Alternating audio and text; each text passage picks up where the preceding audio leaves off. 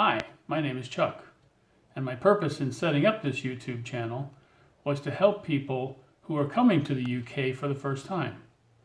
Whether you're coming here as a tourist, or because you've been offered a job, or are coming here for educational opportunities, I think it's important that you understand some of the differences between the UK and the US. This first video will be covering 5 different topics that I believe are things you will notice pretty quickly when you get here. So the question becomes, why me? Why would you listen to me on this? Well, one of the reasons is that I have lived in various parts of the United States. Before coming to the UK, I lived for 3.5 years in Copenhagen, Denmark, and now I've been in the UK for almost 2 years. Another reason I wanted to make this is because there are a lot of YouTubers out there, and some of them cover this topic. But one thing I've noticed is that many of these YouTubers are in their 20s and 30s. I am not in my 20s or 30s, or my 40s, or even my 50s. So I think that that is a unique perspective that you generally don't see on YouTube, and I hope that you appreciate and enjoy some of the information that I provide and the perspective that I can bring to this. The first topic I want to cover is UK accents. You have to realize that the UK is about the size of Colorado, but there are 65 million people. That's a lot of people to have in a relatively small area. And what I find fascinating is that there are a lot of accents close together. You can travel 50 miles in this country and the accents are completely different.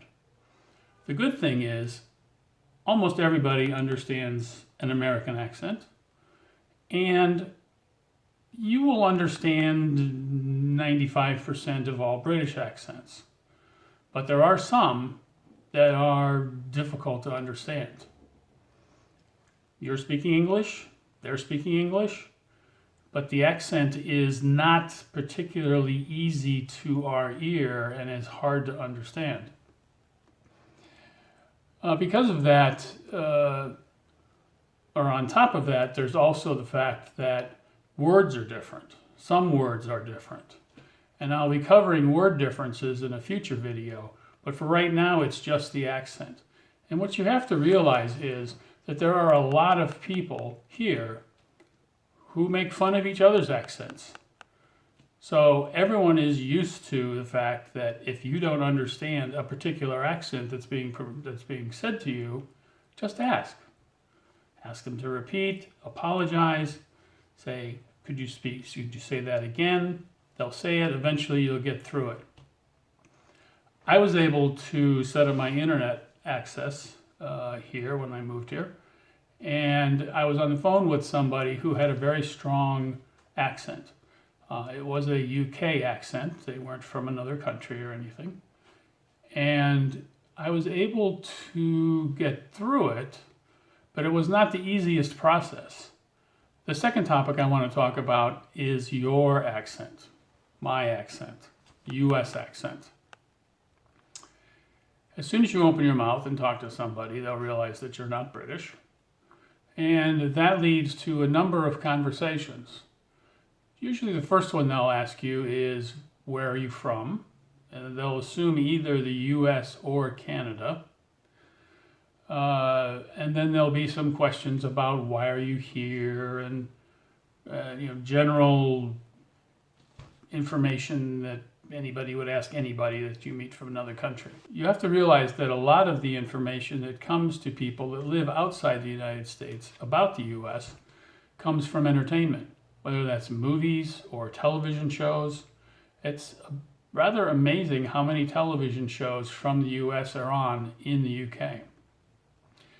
And that is their main source of information about the US, other than reading the paper and other sources. But a lot of stereotypes about the United States are picked up through entertainment.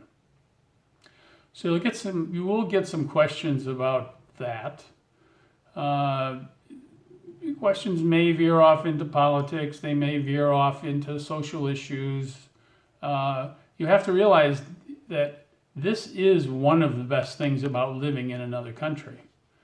The fact that people are interested to find out what your country is like. And since you're in the conversation, you can ask them about their country.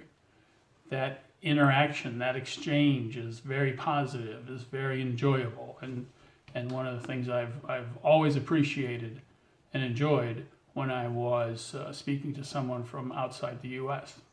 The third topic I want to talk about is multiple measurement systems. And I wasn't really expecting this one when I came here. Technically, officially, the UK is under the metric system, but they use the imperial system for a lot of different things. For example, when you're on a road, the speed limit is in miles per hour, not kilometers per hour. When you look at a sign, because you're driving on the left side and the signs are on the left because that's a thing, the mileage to the next city is in miles, not kilometers. When I was in Denmark, everything was in kilometers, everything was metric, and there was no understanding at all of the imperial system. One of the advantages about being in the UK is that they understand the metric system and they understand the imperial system. So if you say things like something is 5 miles away, they know exactly what 5 miles is. If you say something weighs 20 pounds, they know what 20 pounds is. It makes it a little easier in the transition when you move here because you can use your imperial system and they'll be okay. They'll understand it, particularly in distance. Weights, not as much, because distances are usually in miles. If you go to a grocery store, that will be in kilos and grams. So there's a distinct difference as to where are you and which system do they use. One piece of the imperial system that they use that we don't in the US is the concept of a stone. A stone is 14 pounds, by the way. So it would not be unheard of to have a sentence that goes something like this. I went downstairs, got in my car, drove to the petrol station, petrol, not gas, future video. And then once I was in the car, I drove 5 miles to a gym because I wanted to work out and try to lose a couple stones. So you've got liters, you have miles, you have stones. That could be in a sentence. This is one of the few places where there's that much mixture of the measurement systems. It works for us because we're familiar with the imperial system. You're in Europe, you're in England, but you can still use a system that you're familiar with as you try to convert over to metric. And you should. Metric is a useful system and is used throughout most of the world. The fourth topic I want to talk about are the outlets. I'm going to insert a picture of an outlet right here. You'll notice in the middle there are 2 switches. Those switches are used to turn the outlets on and off. That is not something that we have in the US. You have switches that are on walls that'll turn an outlet on, but generally all outlets have switches in them here. So when you get here, you go to a hotel, you go to an apartment, you go to an Airbnb, you go wherever, and you try to plug something in, it may not work. And it's not because it has blown out your hair dryer because this is 220 volt versus 110. It's probably because the switch is not on. Flick the switch, it'll work. It's a very, very easy thing to adjust to, but it is something that you will run into very soon, very early in your trip to the UK. Switches, outlets, you're going to have to get used to it. The other interesting thing about outlets is that they do not have outlets in bathrooms. There is one type of odd outlet that can be used for electric shavers, but that's it. Most things here, when you get your converter to use your American appliances, your converter looks like a big condor's claw that plugs into the wall. And that's something that you're going to have to use here, but you will not be able to use it in the bathroom. You're going to have to go outside of the bathroom to use a hairdryer, a curling iron, anything else other than possibly an electric shaver. They do this for safety reasons. There's a aversion to electricity around water, which makes sense. Here they have moved the outlets to another part of the room or outside the room. Light switches for the room in a bathroom are usually outside the door, or occasionally, if it's a particularly old building, we'll have a pull chain for a light. So when you take your hairdryer into the bathroom and try to find a place to plug it in, it's not going to be there. It's just the way it is. Again, an adjustment. It's not horrible. It's not difficult. It just has to be done. The last thing I want to talk about is an attitude. Americans are known for being outgoing, speaking to strangers, doing things that, being very friendly. We'll strike up a conversation with pretty much anybody if the mood strikes us. The British are not like that. The British tend to walk around in a bit of a bubble and not deal with strangers unless they have to.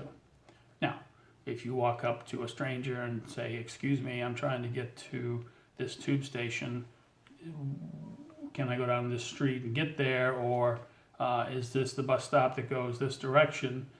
They'll answer that question. They are very friendly people and they'll be happy to help you.